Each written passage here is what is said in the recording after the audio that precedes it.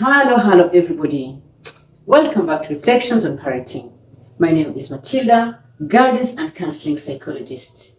In this channel, we share ideas on how to become better and better parents with each passing day. If you've not yet subscribed to the channel, kindly do so that we may continue to grow together. Today, we want to talk about the boy child.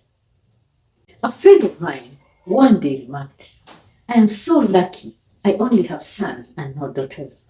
Daughters are very hard to bring up." And that is the general belief in our society that boys don't need much attention, boys cannot go wrong. So we let our boys be boys. A boy can come home late and the parent turns a blind eye, but not so with the daughter. A boy is allowed to hang out with his friends without much scrutiny, but not so with the daughters. A boy can even go for a sleepover at a friend's place very easily. And then boys are supposed to be macho. Boys are not supposed to show emotion. Boys are not supposed to cry. That is being sissy. But do you realize that these very attitudes are the ones that are posing a great danger to our sons? When you let your son to go for a sleepover at a friend's place without caring whether you share the same value systems with his family or not, do you realize that you are predisposing your child to so many dangers? Drugs. These are the places where the kids can be introduced into drugs. Or worse, sexual molestation. A boy goes for a sleepover, a boy goes for a camp, and they are sexually abused. And now, because in our society, we say men are not supposed to show emotion, the boy keeps these things within themselves and pretends that all is well.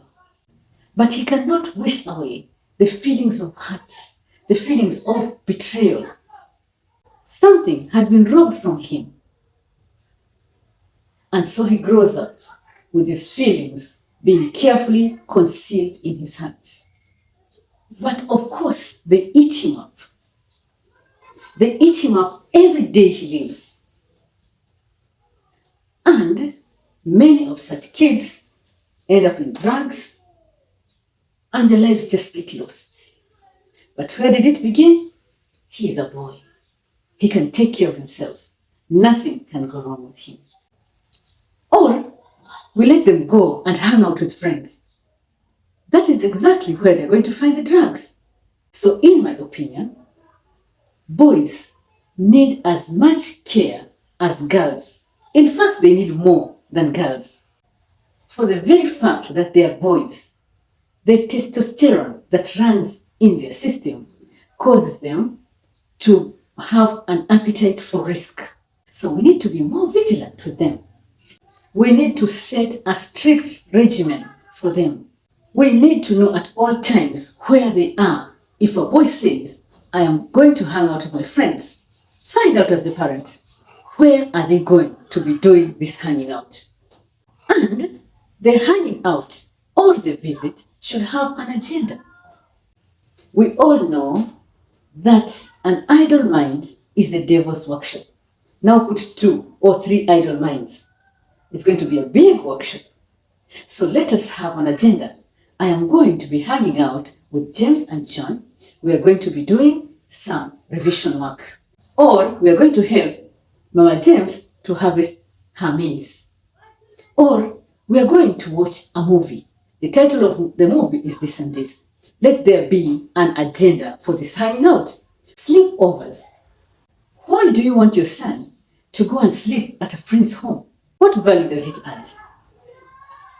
Okay, if you're the parent who allows it, kindly do your research. Are the values of that system rhyming with your own family values? Again, sit your boy down, talk to him, tell him about sexual abuse. Let him be aware that such things can happen and how he can take care of himself. When your son, who is in boarding, refuses to go back to school, don't apply this macho thing that you have to go. It is Alliance High School. It is the best school. You have to go back. No. Take time to listen to your son. Take time to bring him out and to learn exactly why he doesn't go back to school. Maybe it's a case of sexual abuse. Maybe your son is being bullied. I know during our time, bullying was accepted as something normal. But after a lot of research, bullying has been shown to have adverse effects on people's mental health. You can relate. You went to high school. You remember the way you're bullied if you're a man. So take the time to listen. Take him out as the father, just you and him. Go, eat out with him, hang out with him, and talk. This issue of just saying, man up, is surely outdated. Boys need as much care as girls do. Again, we are living in a civilized society.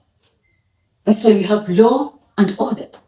So why do you want to let your child just be in a jungle where they are being bullied na inabidi tu wavumilie? I think those days are gone. Your comments on this issue are most welcome.